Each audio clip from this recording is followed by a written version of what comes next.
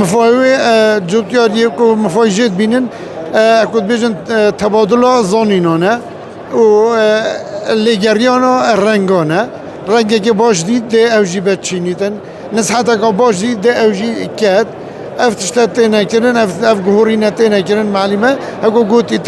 تبادل الخبرات و تبادل الانواع. خودی برهمی من فیقی و تشتت هشکری بون واكي برتقال وسيب وهرميك ومشمش وموز وخوخ وميويج وهجي رافتشتا ما دوش هذا خمالي جيا تشكري ما بلقد ميوهايت هاي ما تري ما شربتات ريا هاي ما جاترو افتشت هاي تشكري خريت هاي جيزر كلندن باجارشكن بيوازن باجانكن همي تشتميت هاي والله افيستاوالا بو فلاحه زور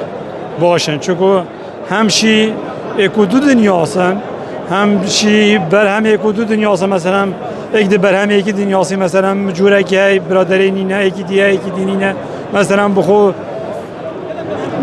جوری داده من از دموی هر یکی وصافه همشی ما بین فلاحه اویستاوالا باشه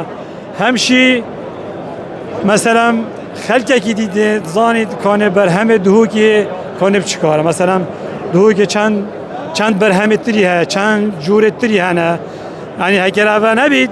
ما خلقه که دی چه زانی کنه چند جورتری دو که هنه اوه 20 سال بالا گله گرینگی خویا به 18 20 سال بال پاریزگاه دو که هنه بکن مشارکت خرادا کری و اف قنصلی و سفارت عراق اشتن و کردستان اشتن دزانن کردستان چند تری یه صبح یک بیت عقده کد گل کردستان گریده بود دیبتش در بیولاتش دماهیک آخفتن یا واره